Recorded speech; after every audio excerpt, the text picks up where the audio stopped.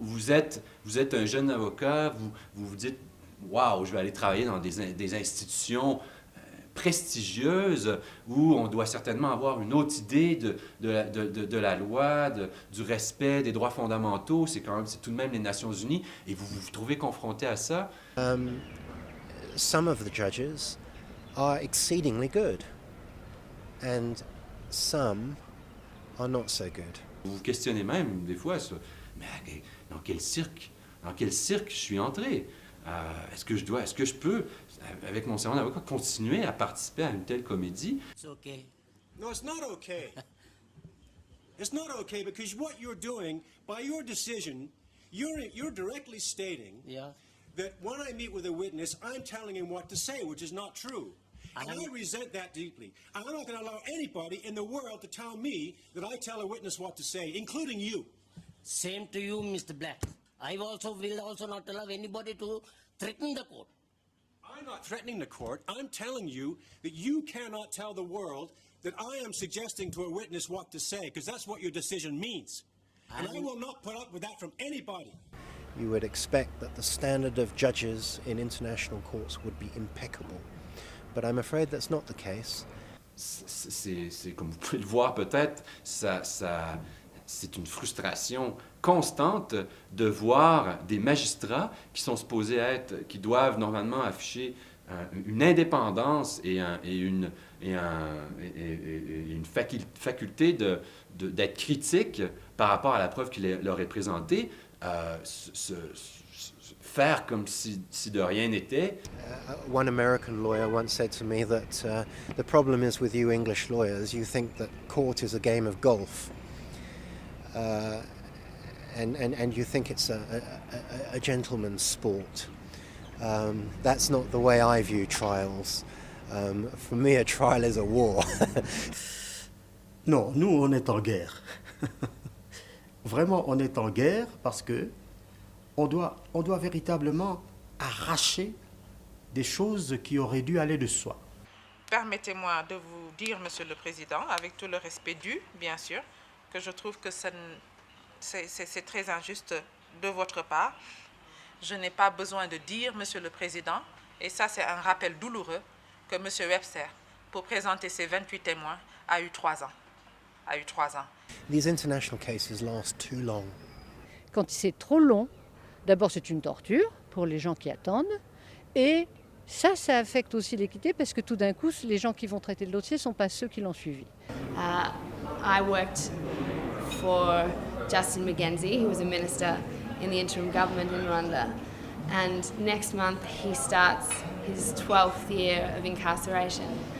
Now, this is before a judgment has been rendered. And this is for someone who at this point is still presumed innocent. Quand un procès dure 8 ans, ce n'est plus des délais raisonnables. I think some people felt that it was in their interests to try and prolong the proceedings. Les témoins de Mathieu Nguyen-Patsé, s'ils sont transférés ou repris dans cette chambre dans des conditions qui altèrent totalement la preuve de Mathieu Nguyen-Patsé, alors il n'y aura plus de procès équitable pour Mathieu Nguyen-Patsé. Comment pouvez-vous espérer avoir un procès équitable si les preuves dont vous avez besoin pour votre défense sont détenues par un État souverain et que le tribunal est complètement impuissant à obtenir de cet État souverain qu'il coopère d'une manière franche et ouverte? Ben oui, bien sûr qu'il y a un problème du procès équitable devant la justice pénale internationale et que c'est d'autant plus choquant que c'est la justice pénale internationale qui voudrait mettre le standard le plus haut possible pour faire exemple. I think the differences in treatment of different issues by the different tribunals does impact on the fairness of the trial. And I think it depends on what the issue is, but whenever a tribunal is treating either a defense counsel or an accused unfairly or brusquely, then it has a chilling effect on asserting your rights, and it makes it more costly for you to assert your rights at the expense of your client by upsetting the judges or causing them to have too much work in their own view. Et donc nous allons maintenant évaluer ce qui reste de preuves du procureur et donc faire en sorte de faire en sorte que les témoins, uniquement les meilleurs, puissent passer lors de la prochaine session. Sauf si le procureur demande l'acquittement dès maintenant, ce qui nous permettrait de gagner du temps. Mais... Est-ce qu'il y a égalité des armes? Non. Maintenant, est-ce que dans la pratique, nous avons, nous avocats, les mêmes moyens que le procureur? Non, bien sûr que non. Nous n'avons pas le même moyen que le procureur. Le procureur dispose de dizaines de collaborateurs à demeure, à La Haye ou à Arusha, payés, qui reçoivent un salaire mensuel, disposent de voitures, qui peuvent prendre des avions, qui peuvent aller enquêter à droite ou à gauche, qui disposent de l'aide des autorités de tous les États qu'ils veulent contacter ou dont ils réclament l'aide. Ce n'est pas notre cas. And the fact that defense counsel don't have the same immunities on the ground as prosecutors can present a very great problem. Les pays vont vous traiter de façon différente si vous avez le chapeau d'un avocat de la défense que si vous avez le chapeau d'un avocat de la poursuite. Que, pour des raisons diverses, la défense soit limitée, amoindrie, ça n'est pas évidemment acceptable. Et ça a un impact sur tout le déroulement de votre procès. La défense part de loin. La défense a certains bâtons dans les roues en cours de route. Même avec quelqu'un d'acquitté, on ne sait pas où l'envoyer parce que les pays refusent de reconnaître la validité de cet acquittement. Enfin, c'est pas ça. Ils disent simplement, puisqu'il a été poursuivi, il représente un danger pour notre ordre public. Parce que la finalité du tribunal, c'était pas de fabriquer des acquittés. La finalité du tribunal, c'était de juger des responsables ou des présumés responsables. Le procès est constamment à huis clos. Et le fait d'avoir un procès à huis clos, c'est que vous n'aurez jamais un acteur extérieur objectif. Le huis clos, c'est un peu l'écrin dans lequel on cache quelque chose qui n'est pas forcément l'expression de la vérité ou quelque chose qui ne peut pas s'exprimer publiquement. Le huis clos est souvent utilisé par les juges pour éviter le regard extérieur. Un témoin avait manifestement menti à la barre. En droit français et en droit international, ça s'appelle outrage au tribunal. Il se trouve que c'était un témoin du procureur.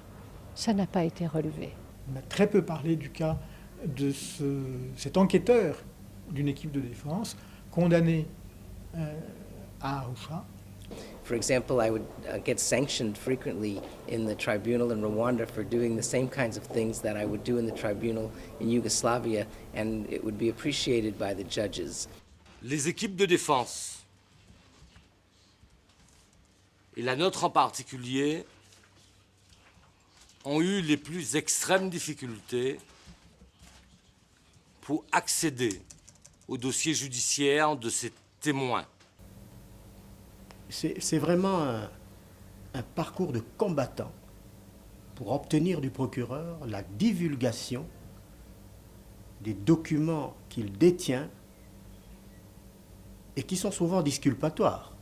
L'épithète internationale et le terme justice sont très difficilement réconciliables. Parce que quand vous lisez la loi, elle est bien faite. Elle est bien faite. Mais n'est pas appliquée. Pour moi, ce tribunal est un exemple de ce qu'il ne faut pas faire.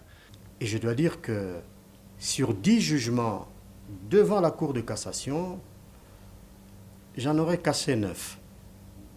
Why should I tolerate a trial when I can't be a lawyer? I'm not a lawyer here. This is the joke. If I can't cross-examine the witness, I serve no purpose here. None of us do. It's a farce.